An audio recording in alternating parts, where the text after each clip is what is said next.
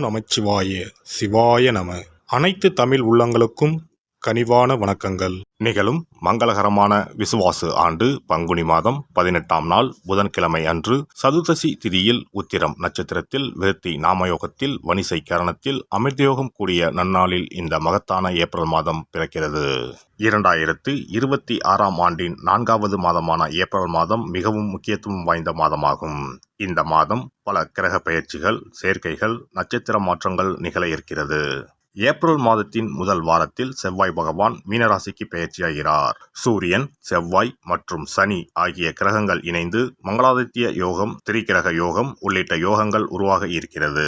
அதே போல சுக்கிர பகவான் ஏப்ரல் மாத தொடக்கத்தில் மேசராசியில் பெயர்ச்சியடைகிறார். மாத இறுதியில் ரிஷபராசிக்குள் பிரவேசமாகிறார். புதன் பகவான் ஏப்ரல் 11ஆம் தேதி மீனராசிக்குள் நுழைந்து சதுர்கிரக யோகத்தை உருவாக்குகிறார். ஏப்ரல் 14ஆம் தேதி சூரிய பகவான் மேசராசிக்கு பெயர்ச்சியடைந்து சுக்கிரனுடன் இணைந்து சுக்கிராதித்ய யோகத்தை உருவாக்குகிறார். ஏப்ரல் 17ஆம் தேதி சனி பகவான் உத்திரட்டாதி நட்சத்திரத்தின் 3ஆம் பாதத்தில் பிரவேசிக்கிறார். ஏப்ரல் 30ஆம் தேதி புதன் பகவான் மேசராசிக்குள் நுழைய இருக்கிறார். இந்த கிரகங்களின் அமைப்பினால் உங்கள் வாழ்வில் ஏற்படக்கூடிய சுப மற்றும் அசுப பலன்கள் என்ன என்பதனையும், அசுப பலன்கள் ஏற்படுமாயின் ராசிக்காரர்கள் செல்ல வேண்டிய கோவில் மற்றும் செய்ய வேண்டிய பரிகாரம் என்ன என்பதனை பற்றியும் விரிவாக காண்போம். பிறக்கப் போகும் இம்மாதத்தில் உங்கள் வாழ்வில் வளமும் நலமும் செல்வ செழிப்பும் பெற்று வாழ்வின் உயரிய நிலையை அடைய எல்லாம் வல்ல எம்பெருமானை வேண்டி விரும்பி கேட்டுக்கொள்கிறேன். மிதுன ராசி அன்பர்களே, இம்மாதம் குடும்பத்தில் மகிழ்ச்சியும் உற்சாகமும் காணப்படும். எதிரிகளின் சூழ்ச்சிகளை முறியடிப்பீர்கள். வெளிவட்டாரத்தில் செல்வாக்கு அதிகரிக்கும்.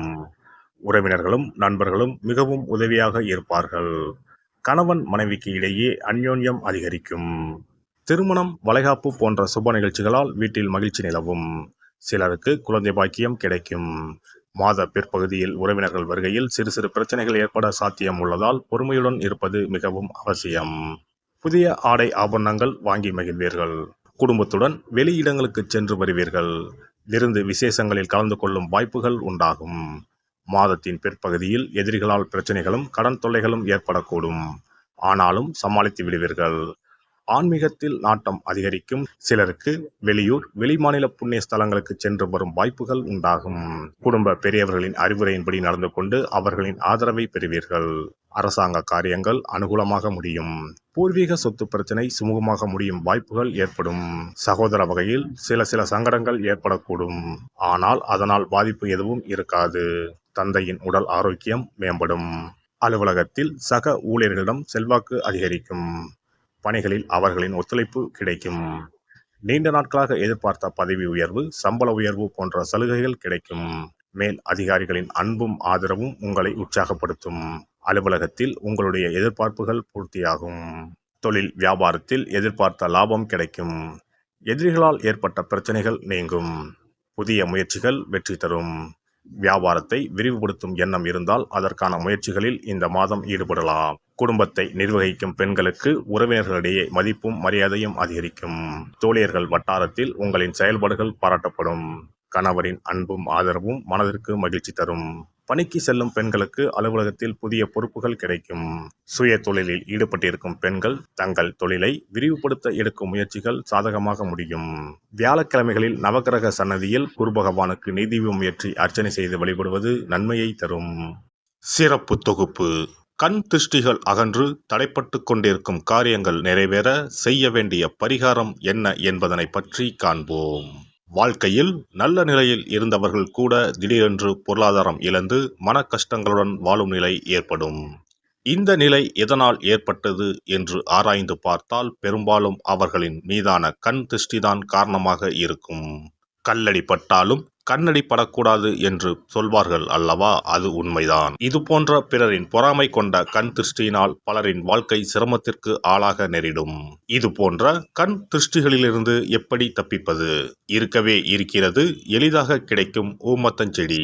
தெய்வ சக்தி நிறைந்த செடியாக கருதப்படும் ஊமத்தஞ்செடியின் காய், பூ, இலைகள் என அனைத்தும் தீய சக்திகள் விரட்ட பரிகாரத்துக்கு பயன்படுகிறது.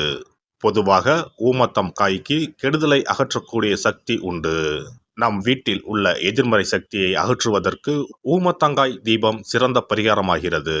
தெய்வீக மகத்துவம் நிறைந்த ஊமத்தங்காய் மற்றும் பூவையும் எடுத்துக்கொள்ளுங்கள். வீட்டுக்கு அருகில் இல்லை என்றால் நாட்டு மருந்து கடைகளில் கிடைக்கும். இந்த 2 பொருட்களையும் மஞ்சள் தண்ணீரை கொண்டு நன்றாக கழுவி விடுங்கள். சிறிது நேரம் அவற்றிலுள்ள ஈரம் போக ஆறவிட்டு பிறகு அவற்றை ஒரு மஞ்சள் துணியில் குலதெய்வத்தை வேண்டி ₹1 நாணயத்தோடு சேர்த்து முடிந்து வீட்டின் நிலைப்படியில் கட்டி தொங்கவிடுங்கள். இந்த முடிச்சை வெள்ளிக்கிழமை அல்லது ஞாயிற்றுக்கிழமைகளில் தயார் செய்து வாசல் படியில் கட்டுவது சிறப்பு. தினமும் வீட்டில் தீபம் ஏற்றி காண்பிக்கும் போது இந்த முடிச்சுக்கும் காண்பிக்கவும். இதேபோல் ஊமத்தம் இலைகள் கிடைத்தால் அந்த இலைகளை சுத்தமான மஞ்சள் தண்ணீரில் கழுவிவிட்டு அவற்றை கொண்டு வீட்டில் இருக்கும் விநாயகருக்கு திங்கள் கிழமைகளில் தொடர்ந்து அர்ச்சனை செய்து வர வேண்டும். ஊமத்தம் பூவையும் விநாயகருக்கு சூட்டலாம். 3 வாரங்கள் தொடர்ந்து திங்கள் கிழமைகளில் விநாயகருக்கு ஊமத்தை இலையால் அர்ச்சனை செய்து ஊமத்தம் பூவை சூட்டி வழிபட்டால் வீட்டில் உள்ள கெட்ட சக்தி நடமாட்டம் மற்றும் கண் திருஷ்டிகள் தீரும். ஊமத்தம் செடியும் சிவபெருமானுக்கு உகந்த இலை ஆகும். இந்த ஊமத்தங்காய் வைத்து சிவபெருமானுக்கு தீபம் ஏற்றி வழிபடுவதன் மூலம் நமது பிரச்சனைகளில் இருந்து எளிதாக விடுபட முடியும். முதலில் 2 ஊமத்தங்காய்களை எடுத்துக்கொள்ள வேண்டும். அவற்றின் மீது முட்கள் இருப்பதால் மிகவும் கவனமாக கையாள வேண்டும். ஊமத்தங்காயின் காம்பு பகுதிகளை வெட்டி கொண்டு கத்தியை பயன்படுத்தி ஊமத்தங்காயின் உள்ளே இருக்கும் விதை பகுதியை முழுவதுமாக நீக்கிவிட வேண்டும். பின்னர் 2 அகல் விளக்குகள் மற்றும் விளக்கு வைப்பதற்கான 2 தட்டுகளை எடுத்து சுத்தம் செய்து அவற்றிற்கு மஞ்சள் குங்குமம் போட்டு வைத்துக் கொள்ள வேண்டும். பின்னர் 2 தட்டின் மீதும் ஒவ்வொரு அகல் விளக்கை வைத்துக் கொள்ள வேண்டும். அதன் பிறகு எப்போதும் பூஜை செய்வதற்கு வைப்பது போன்ற வெத்தலைப்பாக்கு, பழம் போன்றவற்றை வைத்துவிட்டு 2 விளக்குகளையும் ஏற்றி சிவபெருமானை மனதார வேண்டிக் கொள்ள வேண்டும். எனக்கு இருக்கும் பிரச்சனைகள் அனைத்தும் தீர்ந்து இன்பமான வாழ்க்கை கிடைக்க வேண்டும் என வேண்டிக் கொள்ள வேண்டும். இந்த பூஜையை வெள்ளிக்கிழமை அன்று தொடங்கினால் தொடர்ந்து 9 வெள்ளிக்கிழமைகள் செய்ய வேண்டும்.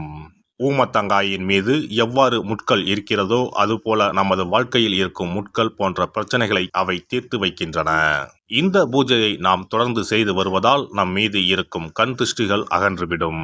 தீராத துயரங்கள் தீர்ந்துவிடும். பணம் நகை நம்மிடம் பெருகி வரும். சிலருக்கு கையில் சுத்தமாக பணம் இருக்காது. வறுமை தாண்டவமாடும். கடன் தொல்லையால் கஷ்டப்படுவார்கள். பண பிரச்சனையில் சிக்கி கொண்டிருப்பவர்கள் இந்த தீபத்தை ஏற்றினால் 3 வாரங்களில் நல்ல பலனை பெற முடியும். தொழிலில் நல்ல முன்னேற்றம் இருக்கும். கடன் பிரச்சனைகள் தீரும். உறவினர்களிடையே பகைமை இருந்தால் அவையும் மறைந்துவிடும்.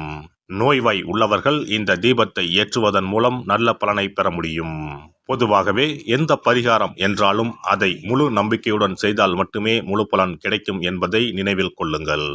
எல்லாம் வல்ல இறையருளால் நீங்களும் உங்கள் அன்பு குடும்பமும் உடல் நலம், நீலாயுள், நிறை செல்வம், உயர் புகழ், மெய்ஞானம் ஓங்கி வாழ்க வளமுடன். இந்த வீடியோ பதிவு உங்களுக்கு பிடித்திருந்தால் லைக் பண்ணுங்க, கமெண்ட் பண்ணுங்க, ஷேர் பண்ணுங்க. மறக்காம சப்ஸ்கிரைப் பண்ணுங்க. பக்கத்துல இருக்கிற பெல் பட்டனை கிளிக் பண்ணுங்க. நன்றி, வணக்கம். ஓம் நமச்சிவாய. சிவாய